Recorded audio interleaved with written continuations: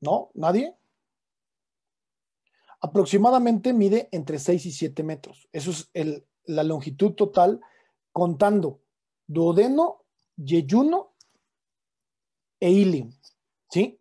Acuérdense que duodeno también es parte del intestino delgado, solo que son los primeros 25 centímetros. Luego viene el yeyuno y el ilium. Estos se van a localizar, o sea, tanto el duodeno, o sea, el intestino delgado va a ir desde el esfínter pilórico hasta la válvula ileocecal. Esa es la longitud que van a tener. Ahora, es muy importante que ustedes ubiquen al yeyuno y al ilion dentro de las regiones a las que corresponde. ¿Por qué? Ahorita les... ¿Se acuerdan que nosotros habíamos dividido al abdomen en regiones, en 9 regiones o en 4 cuadrantes? Hagamos lo mismo, solo para hacer una ubicación de estas estructuras.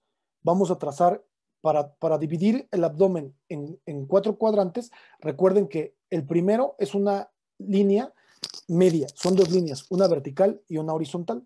Entonces, la primera va a pasar a través de la línea media y la segunda va a pasar a través del ombligo, en una que le llamo transumbilical. De esta manera voy a tener dividido a mi abdomen en 4 cuadrantes. Fíjense, aquí, supongamos que este es el ombligo y voy a dividir, aquí viene la línea media. Esta es mi línea media que pasa a través de la sínfisis del pubis y luego tengo mi otro plano que es el plano transumbilical. Esto hizo que se dividiera el abdomen en 4 cuadrantes. A este cuadrante, ¿cómo le llamo? Cuadrante superior izquierdo, cuadrante inferior izquierdo, cuadrante superior derecho y cuadrante inferior derecho. Ahora, ¿por qué esto es importante? El yeyuno es la continuación del duodeno. ¿En qué sitio el yeyuno se continúa el duodeno se continúa con el yeyuno? ¿Se acuerdan que antier lo hablábamos? Que es el ángulo duodeno-yeyunal, donde hay un ligamento, que es el ligamento duodeno-yeyunal, o antes llamado ligamento de Treitz. Ese ligamento funciona como un esfínter para que pase la comida o no a esta parte. Ahora, a partir de ahí está el yeyuno. Este yeyuno tiene localización en el cuadrante superior derecho, en el cuadrante superior izquierdo e incluso en el cuadrante inferior, pero en donde se encuentra su mayor parte es en el cuadrante superior izquierdo. Ahí es donde vamos a encontrar la mayor parte del yeyuno. Y la mayor parte del ilion lo vamos a encontrar en el cuadrante inferior derecho. ¿Esto por qué es importante y por qué es tan importante saberlo? Porque hay algo que se llama memoria. Supongamos que están sospechando que hay una obstrucción intestinal. Entonces se meten y lo que tienen que hacer literalmente es agarrar el yeyuno e irlo desenredando hasta localizar la obstrucción. Y entonces pueden pasar del yeyuno al ilion. Y luego viene lo complicado, de regreso. Tú no puedes agarrar así todo lo que sacaste y meterlo. Porque si tú, por ejemplo, el yeyuno, la mayor parte del yeyuno lo colocaste acá o lo colocaste acá, los intestinos tienen memoria y van a buscar regresar a su posición natural. Y al tratar de llegar a su posición natural, corren el riesgo de hacer una torsión intestinal, es decir, de torcerse para llegar a su sitio.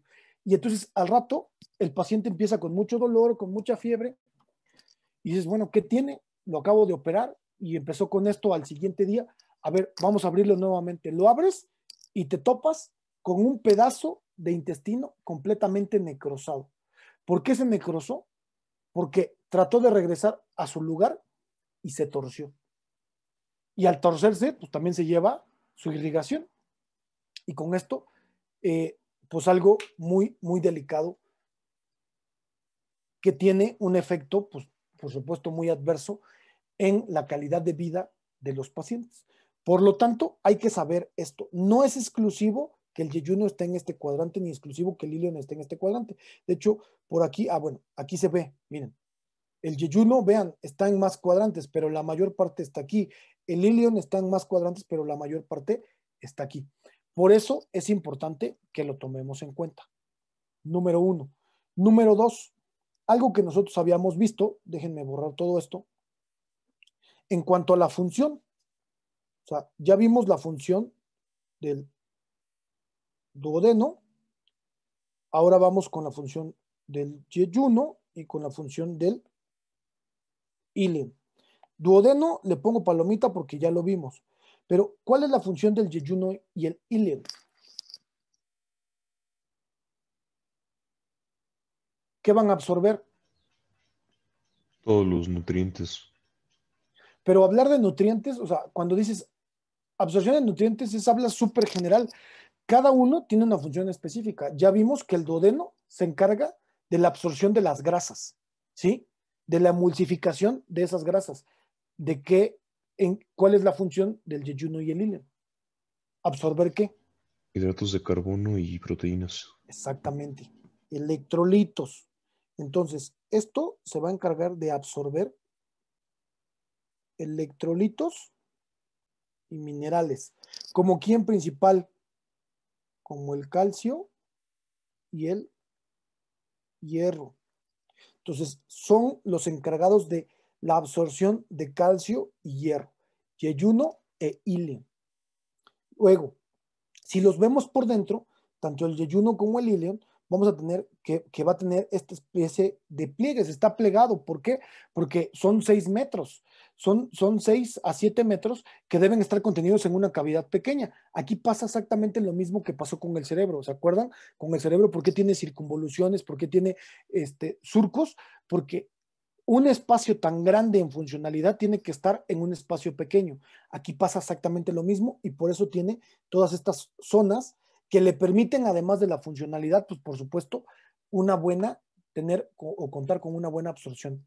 Y luego vengo a la parte más importante, que esta es una tabla, es un resumen muy bueno que me encontré un día en un blog que llevaba el doctor Arteaga y que me parece una buena tabla de resumen de diferencias. ¿Por qué? Porque ustedes deben de diferenciar, cuando saquen los intestinos, deben diferenciar cuál es el yeyuno y cuál es el ilio. Hay cosas que te van a ayudar y hay cosas que no te van a ayudar. Por ejemplo, si yo les dijera, y lo voy a poner con un tache, el calibre, el yeyuno mide entre 2 y 4 centímetros y el ilion entre 2 y 3 centímetros. Si ustedes los tienen afuera los dos, ¿creen que con eso lo van a poder determinar qué es uno y qué es otro? No. ¿Qué sí me va a ayudar a diferenciar qué es uno y qué es otro? El color. Y el color, le voy a poner una palomita, tiene que ver con algo muy importante, que es, y que está aquí abajo, que es la grasa mesentérica. Fíjense, grasa mesentérica escasa, intensamente rojo. Grasa mesentérica abundante, rosa pálido. O sea, ¿por qué nuestros labios se ven rojos? Porque están muy vascularizados. Si estos labios que están rojos, yo les pongo una capa de grasa, ¿se van a ver rojos? No, se van a ver como rosa pálido. Entonces, los dos están ampliamente vascularizados.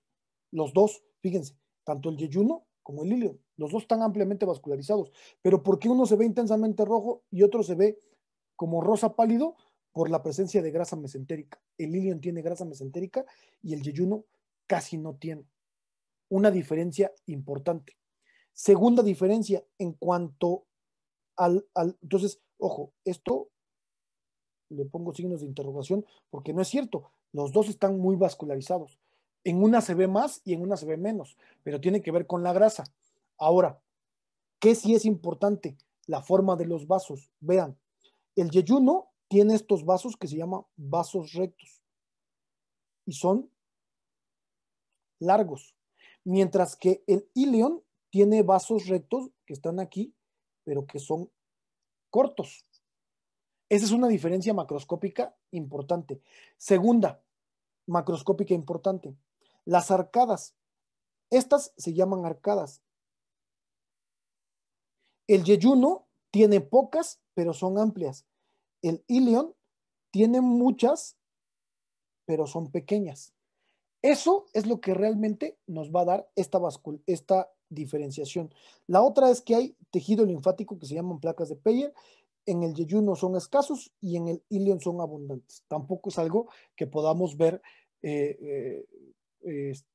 mucho. Ahorita vamos a ver que estas diferencias sí las puedo ver en unas vísceras humanas. Aquí están los pliegues que me ayudan, estos pliegues del yeyuno me van a ayudar a la absorción del calcio y del hierro. Esto ya lo habíamos visto. Aquí vean las diferencias. Solo por hacerles esta diferencia. Vasos rectos largos, vasos rectos cortos. ¿Quién es este y quién es este? ¿Quién es este? Yeyuno. Yeyuno. ¿Quién es este? El ilion. ¿Cómo lo supe? Únicamente por los vasos. Si veo los vasos rectos, cortos o largos, eso me da una. Siguiente, las arcadas. Aquí tal vez no se ven muy bien las arcadas. Vamos a ver, fíjense, nosotros damos una optativa que se llama técnicas anatómicas de preservación. En estas técnicas anatómicas enseñamos a hacer estos modelos. Esto es un bloque de vísceras humanas. Se utilizó para un concurso de anatomía, de creatividad y ganó el primer lugar. ¿Qué tiene este? Aquí podemos insuflar los pulmones. Miren, déjenme ver.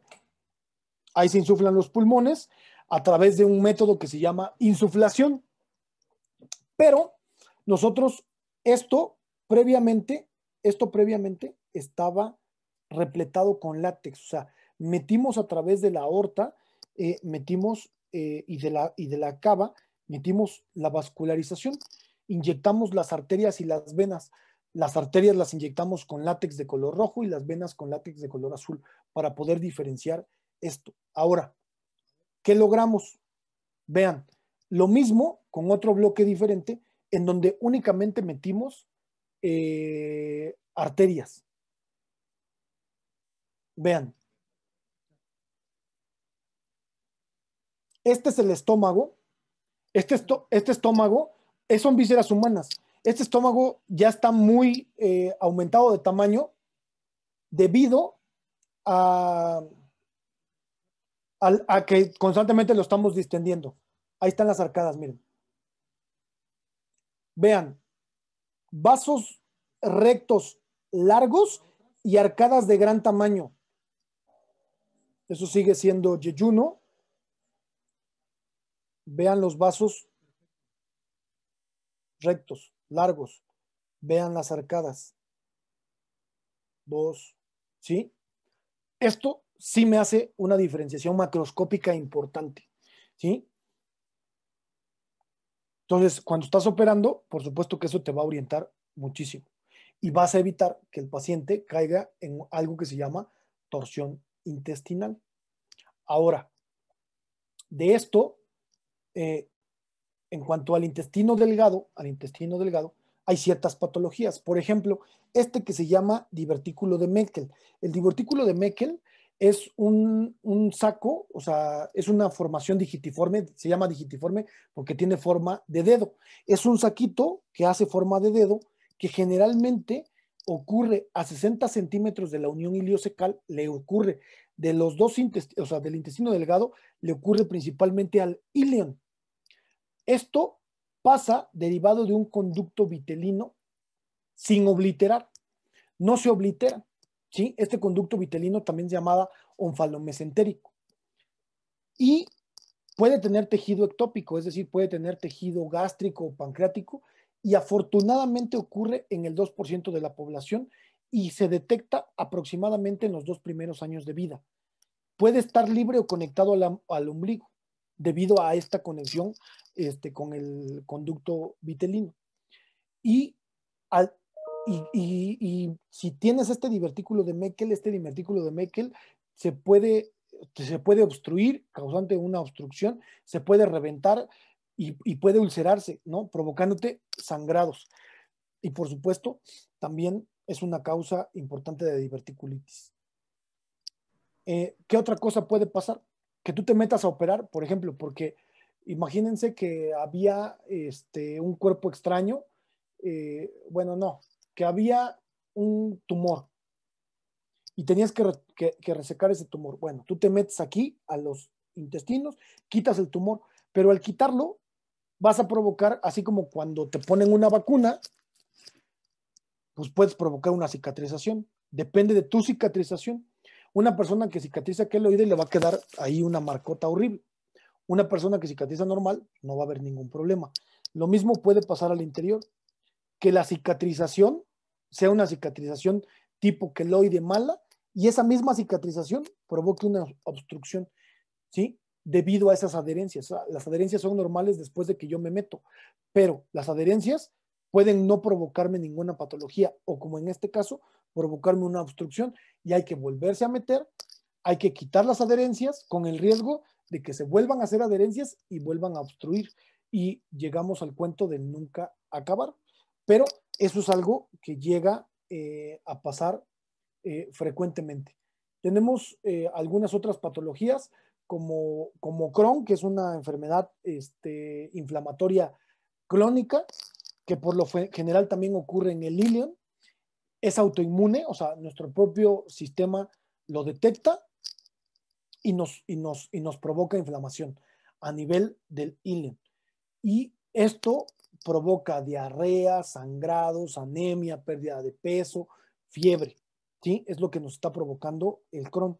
Y la enfermedad celíaca es igual una respuesta de nuestro sistema inmune a la ingesta de gluten. El gluten es una proteína del trigo y inmediatamente en cuanto la detecta nuestro organismo se inflama y desencadena pues toda una respuesta inflamatoria a todo el intestino.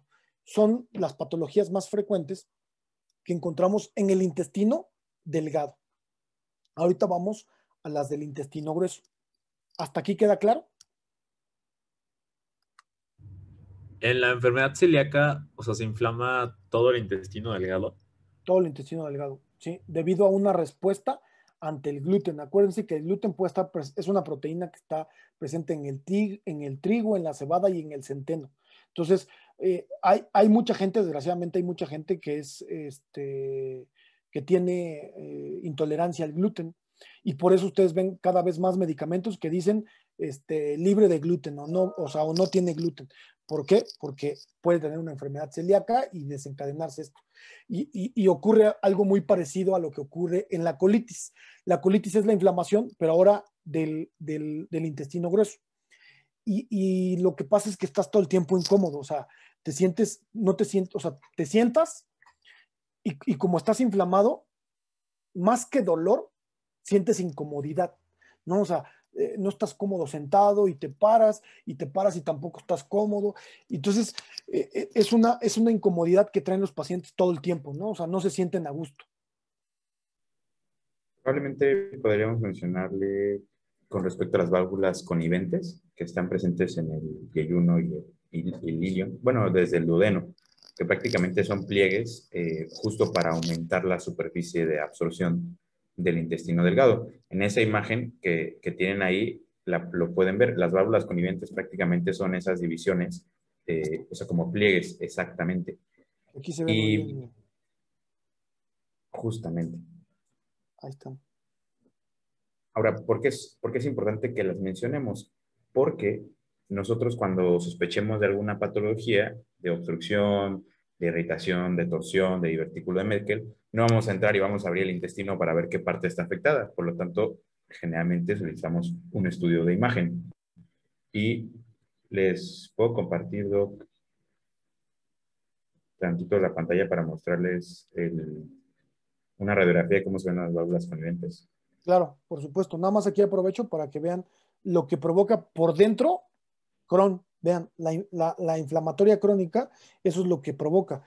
Y la enfermedad celíaca, vean, también hace una inflamación. Entonces, generalmente, como nosotros no vamos a poder abrir o ver como tal el intestino, hacemos un estudio de imagen. Esto es, se le dio un trago de bario, el cual es un material radioopaco y nos permite marcar prácticamente todo el tracto digestivo. Como pueden ver, aquí está el estómago. No vemos el píloro como tal, vemos el estómago, aquí está el esófago, Como pueden ver, aquí está el esfínter esofágico inferior, por eso no se marca la continuidad. ¿Ven cómo está aquí como cerrado? Es porque el esfínter esofágico inferior está contraído, ¿ok? Entonces, aquí vemos el intestino, ¿no? Pero ¿cómo vamos a saber si es intestino delgado o grueso? La primera es por el calibre. El intestino delgado generalmente es más delgado, entonces es más estrecho. Ahora, ¿cómo vamos a ver si es yeyuno o ilion? El yeyuno generalmente tiene un patrón que se le conoce como en plumas de ganso o en plumas. ¿Esto qué quiere decir?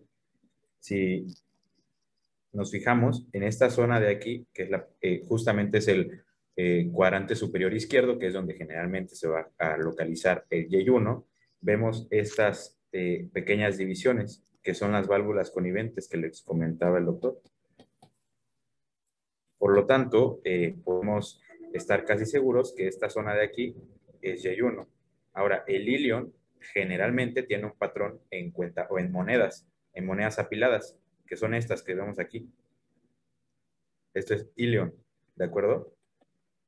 Entonces, aquí tendríamos ilion y esta zona de acá tendríamos yeyuno. Esta división es meramente por imagen. Pero Nos ayuda además, a tener una idea de... Fíjate, Rodrigo, que si tú haces la división Sí. en cuadrantes, sí nos sale que el yeyuno está en el cuadrante, la mayor parte está en el cuadrante superior izquierdo y el ilion está en el cuadrante inferior derecho.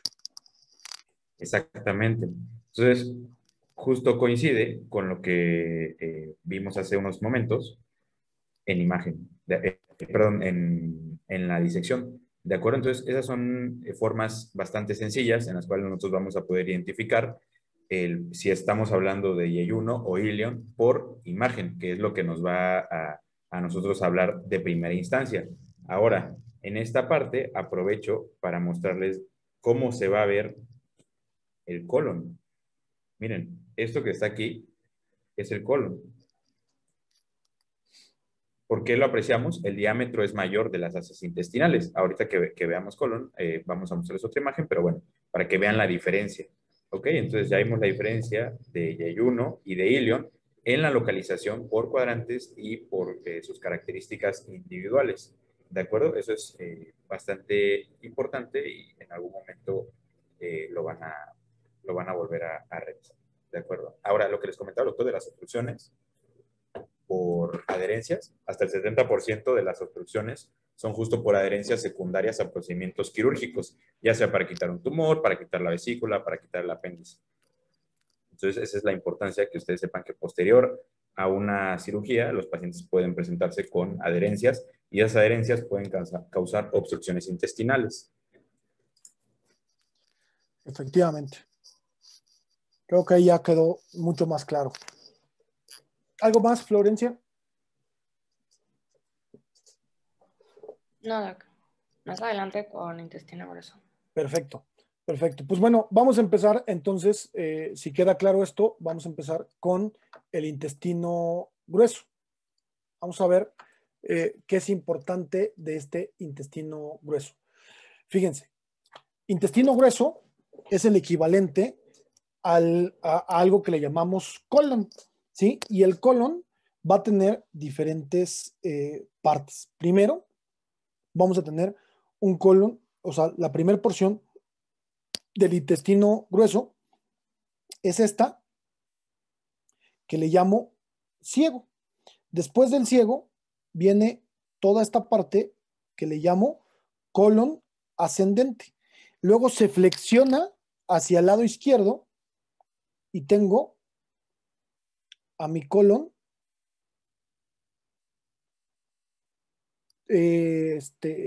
transverso, a mi colon transverso, y luego se vuelve a flexionar ahora hacia el lado izquierdo para tener ahora a mi colon descendente. Este colon descendente se termina continuando con una porción que se va así en forma de S, que se llama sigmoides. Luego el sigmoides se comunica con el recto y finalmente con el ano. Ahora, estas son las partes. No se preocupen porque vamos a ir estudiando cada una. O sea, yo solamente se las menciono acá, pero ahora nos vamos a meter al ciego y ver qué características tiene el ciego. Luego, qué características tiene el colon ascendente, el transverso y el descendente hasta llegar al sigmoides, al recto y al ano. Ahora, a diferencia del intestino delgado, ¿qué función tiene el intestino grueso? Este absorbe agua.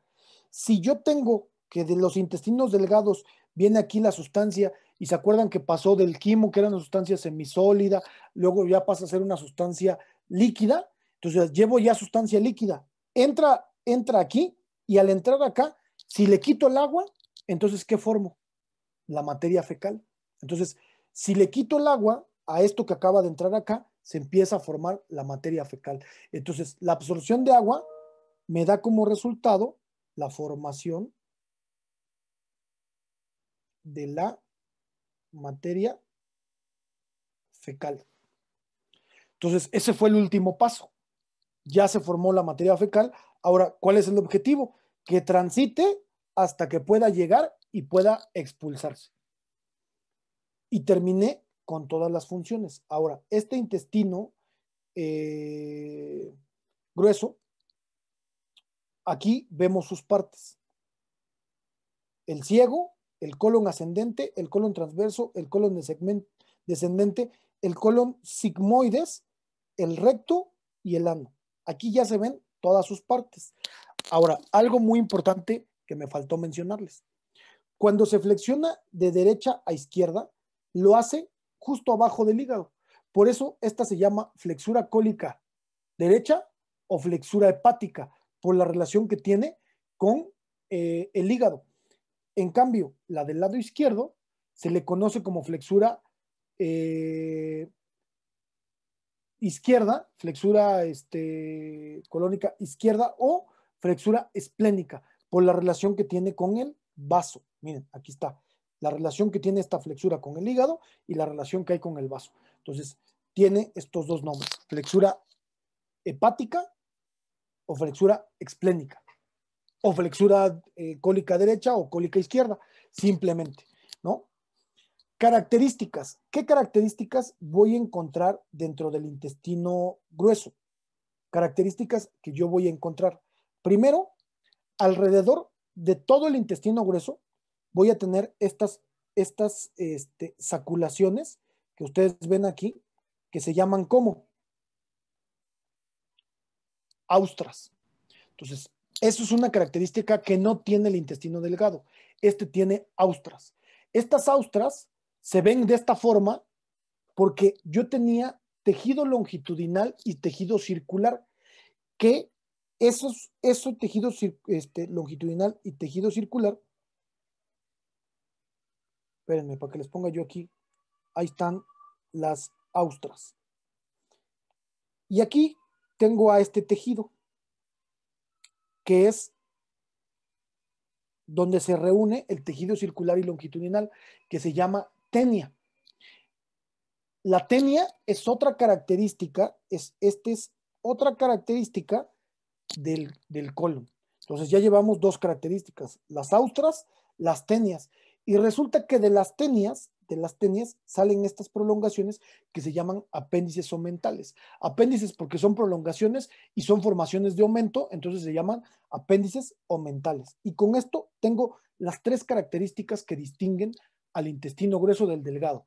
Presentan austras, presentan tenias y presentan apéndices omentales. ¿Cuánto mide aproximadamente el intestino grueso? A diferencia del intestino delgado. 1,5 metros. 1.5 metros. La función ya la habíamos visto, es la absorción de agua y además va a almacenar y a lubricar a las heces fecales. ¿Para qué? Para asegurar que su tránsito no vaya dañando las paredes del colon. Y se caracteriza por tener austras, tenias y apéndices omentales.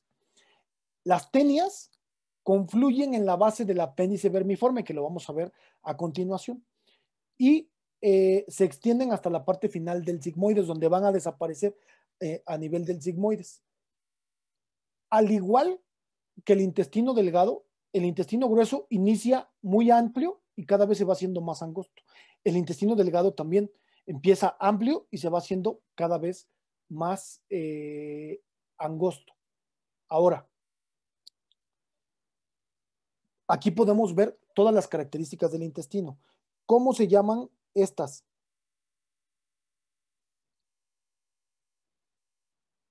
Austras. Austras. ¿Cómo se llaman estas? Tenias.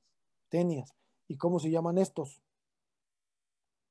Apéndices o mentales. Apéndices o mentales. 3 cosas que me hacen que sea característico. Ahora, el cuelga, acuérdense que esto es como un marco cólico que va a colgar, pero esto no llega hasta el piso gracias a ¿qué? ¿El ligamento? No, a que tiene aquí algo que se llama mesocolon transverso, que es un repliegue de peritoneo, que ya habíamos hablado del peritoneo. Entonces, el colon transverso tiene un mesocolon que lo pega a la pared posterior y evita que esto por gravedad caiga y se vaya hasta la pelvis, ¿no? Entonces queda colgando aquí gracias a que tiene este mesocolon transverso. Vamos a ver que de los mesos, ahorita vamos a ver en qué otras partes del intestino grueso hay meso. Entonces, me voy hasta el ciego, que es la primera porción. Este ciego son los primeros 10 centímetros, o sea, son de aquí a acá, son 10 centímetros, son los primeros 10 centímetros del intestino grueso. Si lo vemos por dentro, voy a ver que se caracteriza por tener 2 orificios. Este primero, que se le llama válvula iliocecal. Por lo tanto, esta estructura, ¿quién será? El ilion. Llega el ilion y a través de la válvula iliocecal, la válvula va a permitir que entre o no entre contenido aquí. ¿Sí? Y segundo, en la parte más distal tiene un orificio a donde va a colgar este apéndice que se llama apéndice vermiforme. Vermis es gusano, forme es forma. Entonces, apéndice vermiforme es apéndice en forma de gusano. ¿Sí? Entonces, tiene un apéndice en forma de gusano, que es esta. De hecho, alguna vez salió un medicamento que se anunciaba en la televisión que se llamaba Vermox. Vermox mataba a los gusanos, ¿no? O sea, los parásitos. Entonces, pero el nombre venía de eso, Vermox, de forma de gusano. Entonces, tiene esta forma de gusano, este apéndice. Ahora, ¿qué función tiene el apéndice? ¿Alguien sabe si sirve o no sirve? Porque mucho tiempo se creyó que no servía para absolutamente nada. Si sirve, su función es un órgano linfoide. Por lo tanto, me ayuda a la síntesis de linfocitos, que son células que me ayudan en la defensa. Entonces, tiene una función importante. Ahora, ¿cómo se ve afectado el apéndice? Pues imagínense que aquí está entrando líquido. O sea, imagínense que del ilion viene entrando contenido líquido. Llega acá. ¿Qué quedamos? Que hace el ciego, en este caso, el intestino grueso. Va a empezar a absorber el agua. Y al absorber el agua, se empiezan a formar entonces las heces fecales. ¿Qué puede pasar aquí? 2 cosas. Una, venga aquí hasta que entre aquí un fecalito. Fecalito se le llama a un desprendimiento de una hece fecal. Que venga y que obstruya.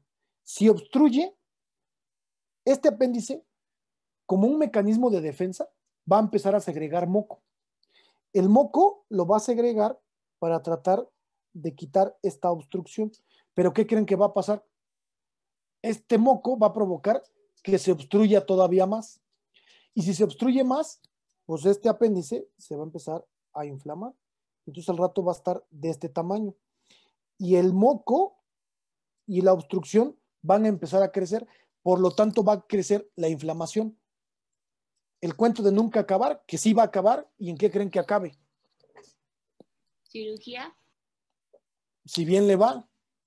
Y si no, en que esto se reviente. Si esto se revienta, aquí está la materia fecal, ¡fum! Toda la materia fecal va a salir por acá y va a salir a los intestinos, va a salir al peritoneo, me va a provocar algo que se llama peritonitis y el paciente se va a poner muy grave.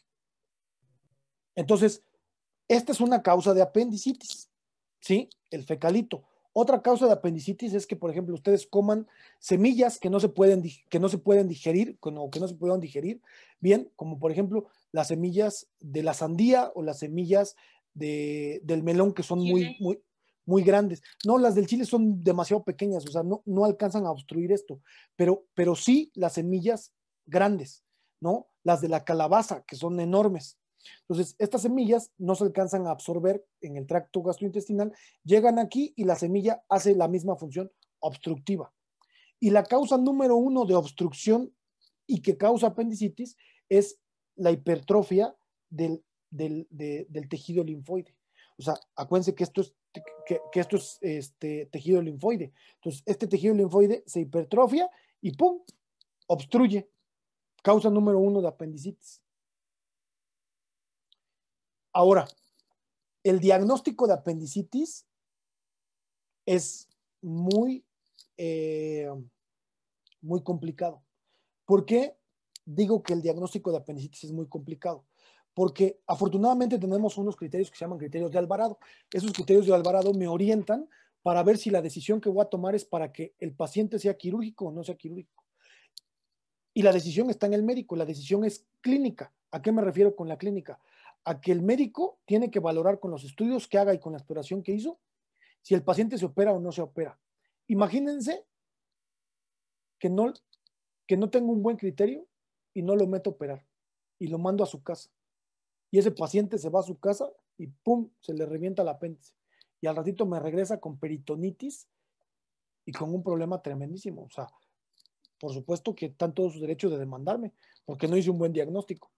Pero es muy complicado los síntomas que me da el apéndice. Vale la pena que repasemos un poquito los síntomas principales que me da el apéndice. Lo que dice la literatura, que cuando hay inflamación del apéndice, la apendicitis, o sea, si hay inflamación del apéndice se llama apendicitis. Ok, ahora, esa apendicitis, ¿qué síntomas me va a causar? Primero, empieza con un dolor en epigastrio, como si fuera gastritis. Y de ese dolor en epigastrio, el dolor inicia acá. Y el dolor migra, parte de los criterios de Alvarado. Migra el dolor, o sea, tú lo que vas haciendo con los criterios de Alvarado es que le vas poniendo puntaje, o sea, le vas poniendo palomita y dices, sí pasó esto, sí pasó esto, sí pasó esto. Y al final ves si tienes el suficiente puntaje para que sea quirúrgico o no. ¿Qué va a pasar? Entonces dices, ok, el dolor empieza a migrar y se va hacia la fosa ilíaca derecha y ahora se localiza acá.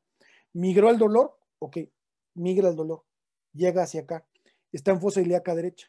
Ya que está en fosa ilíaca derecha, el paciente llega en posición antiálgica, es decir, cuando llega, no crean que llega caminando así, llega doblado del dolor así, o sea, llega poniéndose las manos en la fosa ilíaca derecha y refiriéndose dolor ahí, casi sin querer caminar, porque cada que camina le duele. Entonces, el paciente empieza con náuseas, puede llegar al vómito y con fiebre. Entonces, fiebre, palomita, ¿sí? Migró al dolor, palomita. Después, por el dolor tan localizado, lo exploro. Hay algunos signos característicos en la exploración. Por ejemplo, los dos más típicos. Imaginemos que este es el ombligo.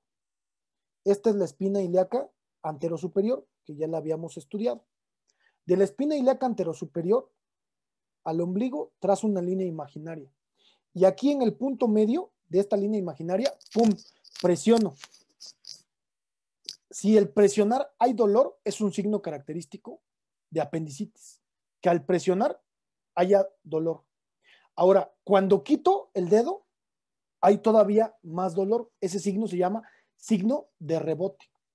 Entonces, yo aquí estoy valorando dos signos, cuando presiono y cuando quito. Cuando presiono hay dolor, cuando quito hay todavía más dolor, ¿no? Entonces, dos signos más que le voy sumando. para la exploración de apéndice hay un montón de signos, o sea, hay un montón de signos. Yo pongo al paciente y hagan de cuenta que estas son las plantas de sus pies, son los talones. Yo le pego a sus talones. Eso se llama talopercusión. La vibración llega hasta la fosa ilíaca derecha y el paciente, cuando pego en el talón, se queja en la fosa ilíaca derecha. Y, o sea, le pego en el talón y hace ¡ah! En la fosa ilíaca derecha. Eso es un talopercusión positivo. Hay muchos más signos, el del psoas, Robson, o sea, hay muchos más, ¿no? Ya los verán a detalle. O sea, solo les quiero decir que a pesar de todo eso, yo puedo seguir teniendo dudas y decir, híjole, se me hace que sí es, que no es. Ok, ante la duda, puedes mandarle un ultrasonido. Entonces, ¿qué pasa con el ultrasonido?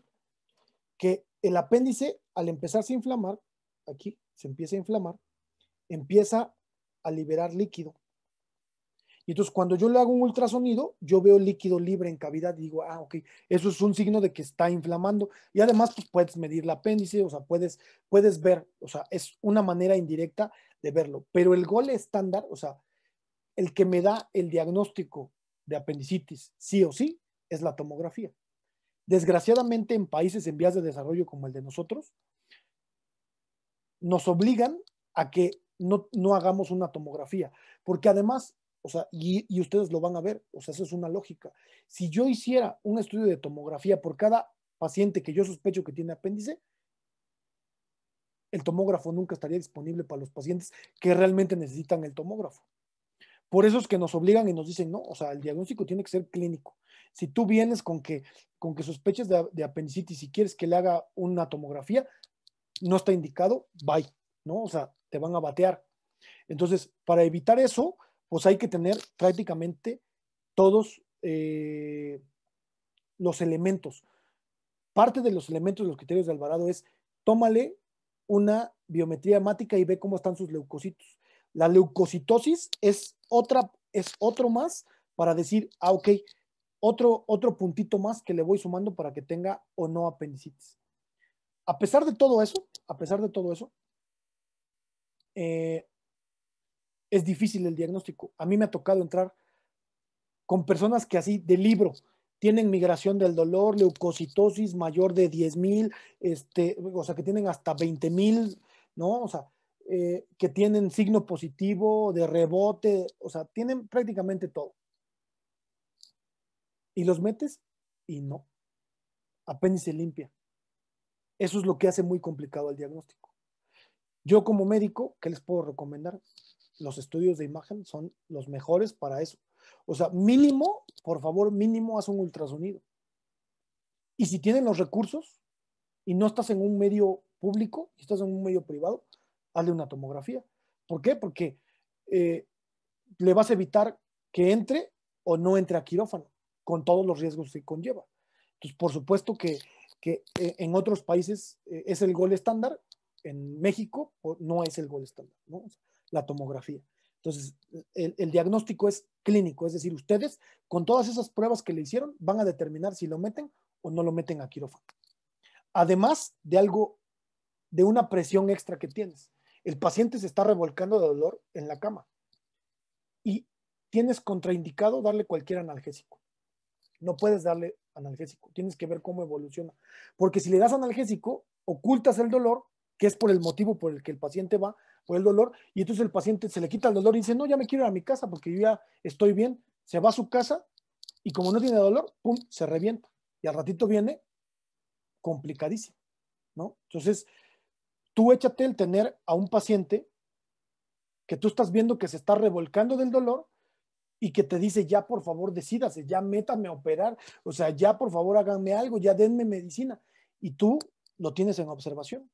O sea, por supuesto que eso puede en tu cabeza para que tal vez tomes malas decisiones. Por eso tenemos muchas guías, afortunadamente. Bueno, es una de las principales patologías que van a ver pues a lo largo de la carrera. Tal vez igual no tengan que esperar como hasta el internado para verlo porque es muy común realmente. Y bueno, ahí está. Hay diferentes fases en donde podemos identificar a la apéndice, o sea, cuando nos metemos a cirugía, y siempre nos preguntan como en qué fase está el apéndice, ¿no? Y esto es conforme a la fisiopatología.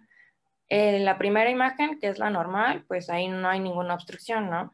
En la imagen con el número 1, pues esa fase la vamos a tener como fase congestiva o también catarral. En esta, pues como les decía el doc, va a haber una obstrucción y, una obstrucción y va a empezar a secretar moco. Al secretar moco lo que va a hacer es distender y obviamente el apéndice también tiene fibras nerviosas que va a hacer, o sea, que duela, ¿no? Y al momento de distenderse va a activar estas fibras nerviosas y va a causar un dolor. La segunda fase es la fase flemosa, en el que tiene el número 2. En esta ya va a empezar a haber como un compromiso vascular, en donde obviamente al momento de distenderse va como a causar una presión dentro de esta apéndice y pues tanto venas y arterias, o sea, igual hay una distensión y por eso se ve como súper rojita. La tercera foto, bueno, la fotito con el número 3 es la fase gangrenosa, en donde obviamente al empezar a distenderse, a crear moco, pues también tenemos bacterias dentro de nuestro intestino que son normales, pero al momento de pues empezar a multiplicarse puede causar una infección. Principalmente podemos encontrar en apéndices anaerobios, E. coli y también bacteroides. Y pues ya la última fase es la fase 4, que es la perforada, en donde pues ya o sea, por algún lado, o sea, esa presión ya no pudo contenerse y pues se salió todo el contenido. Efectivamente. ¿Algo más, Rodrigo? Doctor, una pregunta. Adelante, Diego. En determinados pacientes, o sea, que lleguen a tener alguna apendicitis, puede que su situación de gravedad se vea afectada debido a la posición del apéndice, o sea, que por ejemplo esté como más atrás o sea, dependiendo su posición o algo. No, es importante saber la posición porque la importancia de la posición radica en esto. Si tú ves esta imagen, que es la imagen donde están no solo el intestino grueso, sino el intestino delgado, el apéndice no se alcanza a ver. Entonces, cuando tú te metes a operar, tú ves esto, no ves el apéndice. Entonces, tienes que meter la mano y buscar el apéndice. Entonces, el hecho de que tú sepas cuál es la posición normal del apéndice o dónde se encuentra con mayor frecuencia, eso te va a hacer que la identifiques con mayor seguridad.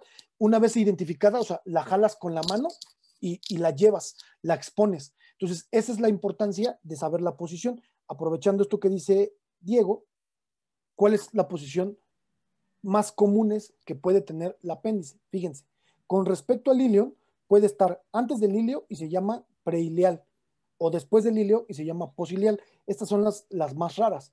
La otra es una posición pélvica, o sea, aquí está la pelvis, entonces está hacia el hueco pélvico. La otra es que está abajo del ciego y se llama subsecal. Y la más común de todas es que esté atrás del ciego. Esa posición se llama retrosecal. Le subrayo esta porque esa es la posición más frecuente. Entonces, hay que meter la mano, hay que irse hacia atrás, o sea, generalmente se hace ya por rutina, ¿no? O sea, como tú sabes que es lo más frecuente, vienes y te metes y pones atrás y dices, aquí está el apéndice y la sacas. Si no, la buscas en los otros sitios. Pero en cuestión de gravedad, no va a ser más grave la posición en la que esté. Más bien, esto es más para la localización quirúrgica. Lo que les comentaba el doc, la posición retrocecal pues sí es la más común, como en un 65%, y después de esta es la pélvica, con un 30%. Y es también importante porque, bueno, en pacientes, bueno, esto ya es como en cuanto a embrio, recuerden que el intestino a la 8ª semana más o menos comienza a tener como una torsión, ¿no? O sea, se voltea el intestino. Y hay personas, bueno, hay pacientes, el mínimo porcentaje, que, o sea, que no alcanza a tener esta rotación y sí podemos encontrar el apéndice en la fosa ilíaca izquierda en estos pacientes. Pero, o sea, es mínimo. y ya, o sea, en cuanto esté de imagen, si le mandas un ultrasonido o así, o sea, no encuentras del lado derecho, pues a veces se van al lado izquierdo, igual en pacientes embarazadas, pues como crece el útero, muchas veces también, o sea, no van a encontrar el apéndice en fosa ilíaca derecha, sino tal vez a veces en flanco o así. Y aquí, respecto a que tú ya, imagínate, ya ubicaste el apéndice, ahora lo vas a cortar. Si tú lo cortas, eso va a ser un sangradero. Primero tienes que identificar algo. ¿Y se acuerdan que hablábamos del mesocolon transverso que detenía al colon? Ah, bueno, también hay un mesoapéndice. Este mesoapéndice va a estar aquí. Pero ojo, aquí viene una arteria que viene de otra, que se llama, esta arteria le vamos a poner iliocólica. La iliocólica me va a dar a esta otra arteria, que va a venir hacia acá, y que le va a dar irrigación al apéndice. Esta es la arteria apendicular. La iliocólica, a su vez, venía de la arteria mesentérica superior. Entonces, la arteria mesentérica superior me dio a la iliocólica porque va al ilion y al colon, y la iliocólica me dio la arteria apendicular. Ahora, esta arteria apendicular se encuentra ahí en el interior del mesoapéndice. Por eso, uno localiza el apéndice y luego localizas el mesoapéndice. Una vez que localizaste el mesoapéndice, lo que se hace es, se liga aquí, y entonces ahora sí, cortas así, cortas aquí y te llevas el apéndice y no va a sangrar. Eso es de rutina lo que se debe hacer, ¿sí? Por eso cobra importancia el mesoapéndice, porque ahí va a estar la arteria apendicular. ¿Queda claro esto?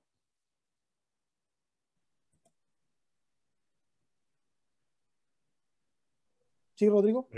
Sí, el procedimiento de la apendicectomía se puede realizar abierta o cerrada. Generalmente ahora se prefiere cerrada, lo cual es laparoscópico. Únicamente lo que se realiza es que a través de unos trócares, o sea, dos o tres pequeñas incisiones generalmente, una en el ombligo y otra a cada lado, una al lado del abdomen y una un poco más superior, se introducen unas pinzas, unos instrumentos. En el ombligo se introduce la cámara y entonces ya se realiza la apendicectomía cerrada, ¿no? O laparoscópica. Para la abierta se realiza una incisión, que es de McBurney igual, en la cual se abre el abdomen en una incisión oblicua generalmente y pues se ve directamente el apéndice y se quita. Aunque la tendencia es hacia realizar las cerradas. Recuerden también que la clínica es muy importante. El doctor ya les dijo cuáles son los parámetros, les enviamos ahí los criterios de Alvarado. Generalmente estos pacientes van a empezar con el dolor epigástrico o mesogástrico, o sea, un dolor aquí en el estómago o en la boca del estómago, como generalmente los pacientes lo refieren. Van a tener anorexia, o sea, no van a querer comer y ese dolor va a migrar. No estoy diciendo que todos los pacientes que les duele el estómago, ustedes piensen de inicio que tiene una apendicitis. Generalmente la apendicitis es en pacientes jóvenes y que van a presentar la sintomatología que ya les mencionamos. O sea, va a ser un dolor epigástrico que no se quita, que es intenso, no van a tener hambre y posteriormente ese dolor va a migrar a la fosa ilíaca derecha. Entonces, cuando pase esto, ustedes van a empezar a sospechar que se puede tratar de una apendicitis. Ahora, otra cosa importante ahorita que vimos ciego es, ¿recuerdan el punto que nosotros utilizábamos para dividir sangrado de tubo digestivo alto y bajo? No sé, a ver, Diego, ¿recuerdas cuál era ese punto? ¿Cómo? ¿Me lo puedes repetir? ¿Recuerdas cuál era el punto o qué localización nosotros utilizamos para dividir sangrado de tubo digestivo alto y bajo? Es un ángulo y en ese ángulo hay un ligamento. No me acuerdo. No te preocupes. Cuando nosotros hablamos de sangrado de tubo digestivo alto y bajo, utilizamos el ángulo duodeno-yeyunal o donde se encontraba, o el ángulo, el ligamento de Treitz, ¿recuerdan? Donde se unía el duodeno con el yeyuno. De ahí para arriba era sangrado de tubo digestivo alto y de ahí para abajo era sangrado de tubo digestivo bajo. Ahora, para obstrucción intestinal, utilizamos la válvula iliocecal para determinar si estamos hablando de obstrucción alta o de intestino alto o baja a partir de ahí. Por lo tanto, a partir de la válvula ileocecal para adelante, todo lo que comprende colon, ascendente, transverso, descendente, recto sigmoides, vamos a hablar de obstrucción intestinal baja. Y a partir de la válvula ileocecal para arriba, o sea, prácticamente todo intestino delgado y duodeno, vamos a hablar de obstrucción intestinal alta. Eso es bastante importante porque dependiendo de en qué localización se encuentra la obstrucción, va a ser diferente el manejo. Entonces, esas también son dos preguntas que eventualmente se las van a hacer en cirugía o en su trayecto de medicina y pues que ahorita que estamos viendo anatomía, ustedes entiendan las divisiones y por qué cambia desde qué parte consideremos si es obstrucción intestinal alta o baja, que va a ser la válvula ileocecal. Y cuando hablamos de sangrado de tubo digestivo alto o bajo, pues va a ser el ligamento de Treitz o el ángulo duodeno-yeyunal. Esas son como las dos divisiones importantes. Ahora, cuando se refieren a ilio paralítico, se refieren a que el intestino no se está moviendo. No es lo mismo ilio que ileón, ¿de acuerdo? Y muchas veces en la clínica se refieren a ilio como cuando no existe movimiento del intestino. Entonces, esas son como las cosas para cerrar la parte clínica en las cosas más importantes. Así es, y pues creo que esto es de las cosas más importantes porque tiene el intestino grueso. Y luego hay cosas muy comunes que va a sufrir el intestino grueso. Por ejemplo, colitis, ¿no? Colitis, una de las causas principales de colitis, que es la inflamación de todo el tracto, es la personalidad, ¿no? O sea, si tú tienes una personalidad en donde eres muy aprensivo, muy nervioso, eso, por supuesto, que va a generar que el tránsito intestinal se frene. ¿Qué pasa si el tránsito intestinal se frena? Por ejemplo, ya sabemos que aquí va a llegar todo lo líquido y en cuanto empiece a absorber el agua, se empieza a formar la materia fecal. Entonces, ahí hay materia fecal. ¿Qué pasa si debido a la colitis nerviosa, este tránsito se para y no continúa su camino? ¿Qué pasa? Melissa, ¿qué pasaría si tú sacas a tu perro a pasear, metes las heces fecales en una bolsa y esa bolsa la cierras y dejas la bolsa cerrada y regresas en 2 días? ¿Cómo crees que encuentres la bolsa? Como que se llena de aire, ¿no? Exacto, de gas. O sea, porque la materia fecal va a generar gas.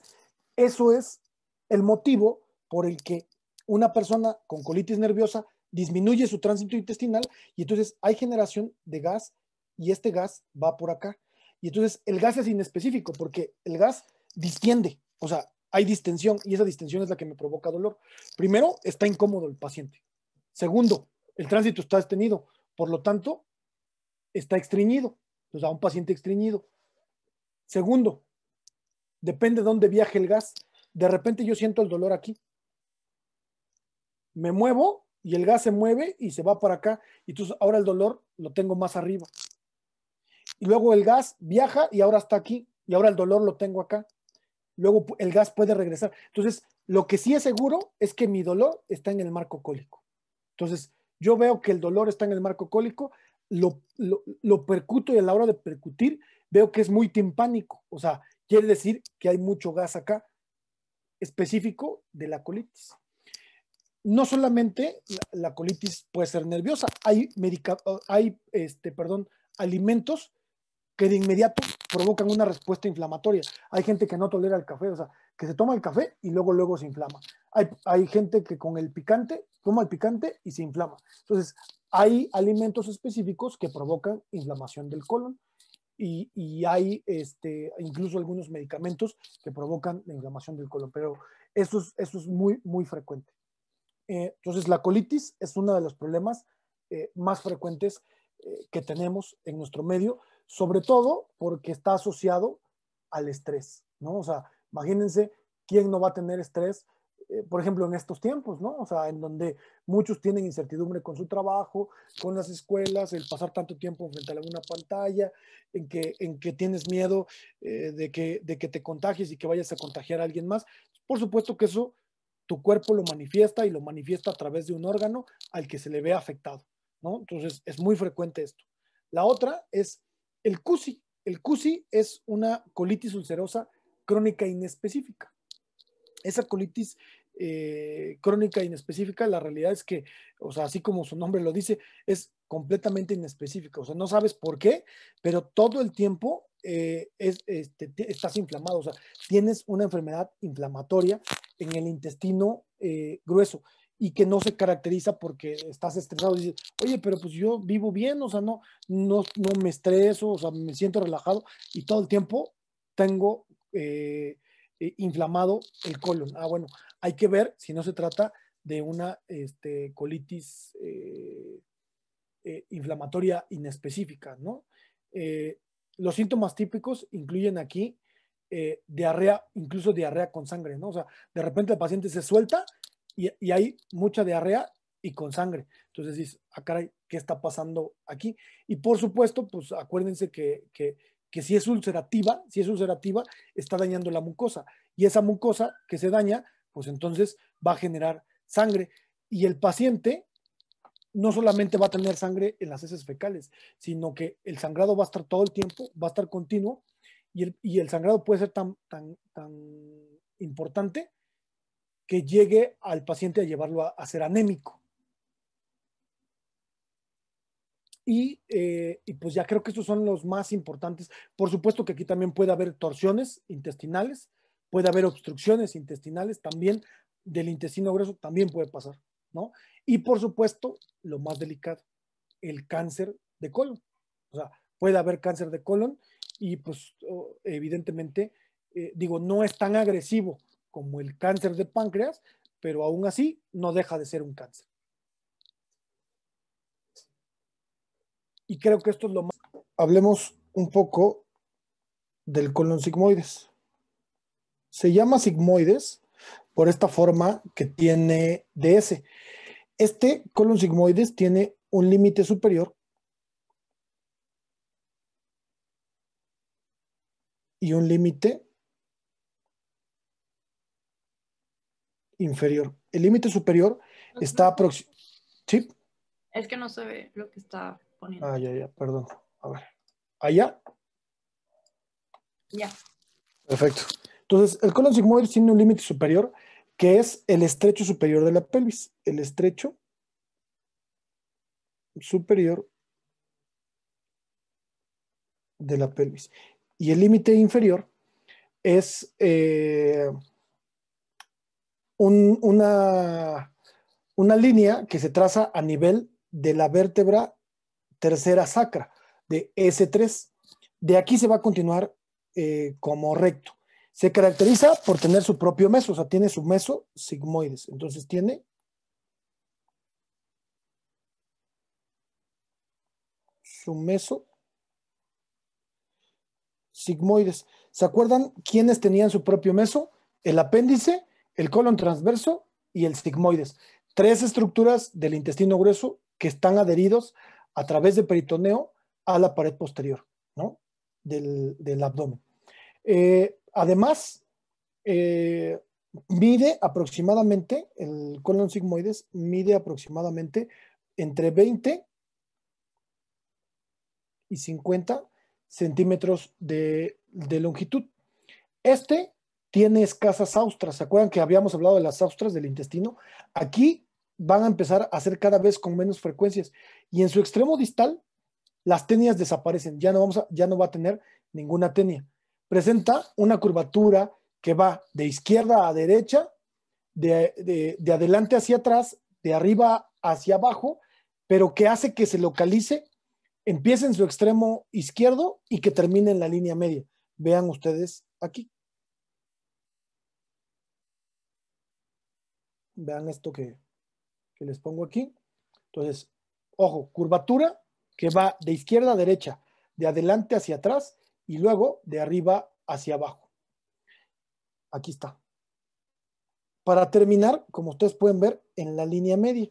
Aquí estaría su límite inferior, que sería S3, y aquí estaría su límite superior, que sería esto, el estrecho superior de la pelvis. Este es el límite superior, estrecho superior de la pelvis, hace esta forma de S y esta forma de S permite que funcione como un reservorio para detener la materia fecal. Entonces, la materia fecal viene formada aquí, llega y este empieza a ser un reservorio. Cuando este reservorio se llena, entonces le llega la indicación a mi cabeza que tengo ganas de ir al baño. Entonces, la sensación de querer ir al baño llega a partir de que este reservorio se llene. Así es como funciona este. La principal patología que tiene este es el vólvulo sigmoides, ¿sí? Una torsión del sigmoide sobre su propio mesenterio, lo que lo puede llevar a una necrosis. Esa es la patología principal que me va a dar. De ahí voy a tener al recto, de ahí voy a pasar al recto. Este recto es una estructura completamente retroperitoneal, cuyo límite superior es el límite inferior del sigmoides. ¿Quién será el límite superior? ¿Quién estará por aquí? La tercera vértebra sacra. Entonces, el que es el límite inferior del sigmoides se convierte en el límite superior del recto. Este recto tiene columnas, que son estas. Estas columnas están unidas a las válvulas anales, las cuales en su extremo inferior forman los senos o recesos anales, que son estos, los recesos anales. Y justo el límite o la unión de estos senos me va a formar una línea muy importante que está aquí, que la voy a poner aquí en rojo, que es esta, que es la línea pectínea. La línea pectínea me marca el límite entre recto y entre ano, pero también marca un límite embriológico entre la irrigación que existe por arriba de la línea pectínea y la que existe por abajo de la línea pectínea. A nivel clínico cobra mucha importancia. ¿Por qué? Porque todas las arterias, perdón, las hemorroides, que es un problema en la vasculatura, que queden por arriba de la línea pectínea, se le clasifican como hemorroides internas. Todas aquellas que queden por debajo de la línea pectínea se les considera como hemorroides externas. Entonces tengo dos patologías importantes, hemorroides internas y hemorroides externas. Ahora, por arriba de la línea pectínea tengo a una arteria que le llamo arteria rectal superior. Tengo un plexo venoso que se llama plexo venoso interno. Y tengo un nervio importante que es el nervio, perdón, no es un nervio, es un plexo, que es el plexo hipogástrico. Entonces, esto es lo que queda por arriba de la línea pectínea. Por debajo de la línea pectínea, ¿qué tengo? Tengo dos arterias rectales, dos arterias rectales inferiores. Tengo a la vena rectal media.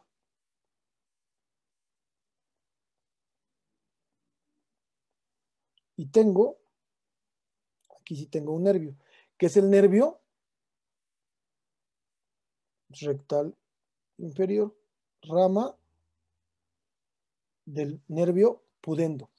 Entonces, tenemos que tener bien claro lo que está por arriba y lo que está por abajo. Clasificadamente, vamos a dividir por arriba de la línea pectínea hemorroides internas y por debajo hemorroides externas. ¿Sí? Esto es algo importante. ¿Por qué se forman las hemorroides? Sobre todo en pacientes que tienen problemas de estreñimiento crónico, el que esté empujando todo el tiempo, el que esté empujando, van a hacer que estas arterias aumenten su calibre y se hagan así, tortuosas. ¿Cómo se resuelve el problema? Pues quitando el problema de raíz, es decir, el estreñimiento, porque si no, se pueden quitar las hemorroides, pero al rato van a surgir nuevas hemorroides. Entonces, estas, ¿cómo se solucionan? Hay un electrocauterio, se utiliza un electrocauterio que es mandar electricidad y corte al mismo tiempo, entonces cortas y cauterizas al mismo tiempo y de esta manera acabas con las hemorroides. Hay también muchas cremas que ayudan para el dolor. ¿Por qué?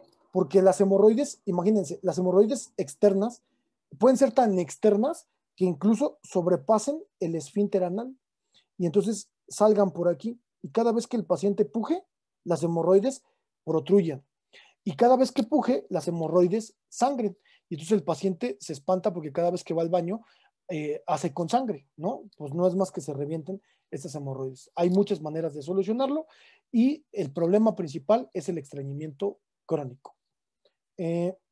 Después de esto, voy a tener, ahora sí, al ano. Diferencia entre el recto y el ano. El ano está formado por dos cosas. Por este primer conducto, que se llama conducto anal, y por un esfínter, que es el esfínter anal, que es finalmente quien determina que la materia fecal sea expulsada o no sea expulsada. A diferencia del recto, en lugar de mucosa, aquí hay mucosa. Aquí no, aquí tiene piel.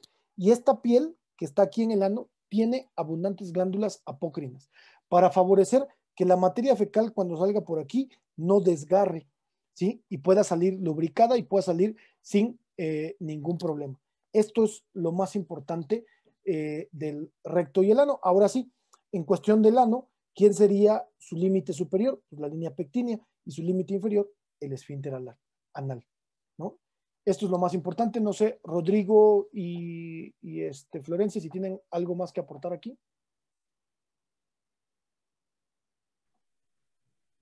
De manera general, aunque no es...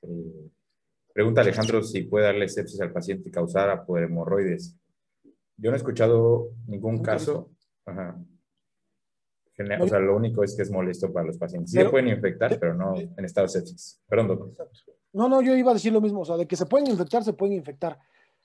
De que pudieran dar una sepsis, sí pudieran dar una sepsis, ¿no? O sea, de que nunca las he visto, una sepsis causada por hemorroides, nunca la he visto. Sí, justo, coincido con usted, doctor. Quizá lo único que podríamos mencionar ahí es que de la línea pectínea para arriba sigue siendo prácticamente epitelio intestinal. Entre la línea pectínea y la línea donde está el esfínter anal, cambia el epitelio y ya se vuelve, sigue siendo cilíndrico, pero ya, perdón, es plano no estratificado, sin estrato córneo todavía. A partir de la línea de la división anal ya es con estrato córneo, o sea, ya se vuelve piel. ¿De acuerdo? Pero la línea pectínea para arriba sigue siendo intestino, o sea, sigue siendo epitelio intestinal. Ahora, las hemorroides internas de la línea pectínea para arriba generalmente no duelen. Pueden protruir, pero generalmente no duelen. Y las hemorroides externas, las que se van a encontrar en el conducto anal como tal, esas sí llegan a doler o generan un poco más de molestia. Así es. ¿Algo más, Florencia? Bueno, a veces, o sea, bueno, al momento de hacer como la limpieza, al momento de defecar, o sea, puede haber sangre y hay que identificar, o sea, cómo es la sangre. Si es en gotitas, podemos pensar en que, o sea, puedan ser hemorroides. Sin embargo, y sobre todo fresca, ¿no? Súper brillante. Y en dado caso de que sean como líneas, o sea, que manchen el papel, podríamos pensar en una fisura. O sea, no siempre como sangre en el papel va a ser como hemorroides. Sí, eso es importante, no siempre va a pasar eso. Vamos a ver porque creo que hay una pregunta, déjenme ver en el chat. ¿Puede repetir la vascularización del recto? Sí, claro. Por arriba, a ver, por arriba del recto está la arteria rectal superior, el plexo venoso interno y el plexo hipogástrico, ¿sí? Eso es por arriba de la línea pectínea. Y por abajo de la línea pectínea están dos arterias rectales inferiores, la vena rectal inferior y el nervio rectal inferior, que es rama del nervio pudendo. Inervación. En cuanto a la irrigación, a mí me gusta mucho este esquema, creo que es demasiado esquemático con toda esta parte gastrointestinal. La verdad es que analícenlo bien y van a ver que prácticamente nos está dando toda la irrigación de todo lo que hemos visto hasta el momento. Vean ustedes, analicemos primero esto. Esta es la aorta. Y de la aorta salen 3 grandes troncos. El primer tronco que sale aquí es el del tronco celíaco. Uno que sale más abajo es el de la arteria mesentérica superior y otro que sale más abajo es el de la arteria mesentérica inferior. Estos 3, el tronco celíaco, la arteria mesentérica superior y la arteria mesentérica inferior, es el que se va a encargar de dar la irrigación a todo el tracto gastrointestinal. Veamos, por ejemplo, el tronco celíaco. El tronco celíaco, ustedes vieron, hay una rama que es esplénica, va hacia el vaso. Otra que es hepática, va hacia el hígado. Y otra que es la gástrica izquierda, que va hacia la curvatura menor del estómago. Pero con las demás ramas del tronco, las demás ramas hepáticas, se forman las arterias gástrica derecha y las gastromentales. Por lo tanto, con el tronco celíaco cubro estos 3 órganos. Además, una rama, la gastroduodenal, acuérdense, va hacia acá, hacia el duodeno, y la pancreatoduodenal, que viene también de esta, para el páncreas. De tal manera que el páncreas está irrigado por la arteria esplénica y por las pancreatoduodenales, ¿sí? Por la pancreatoduodenal superior y por la inferior. O sea, una parte del páncreas sí está irrigado por la mesentérica superior. Hasta ahí tenemos toda esta irrigación.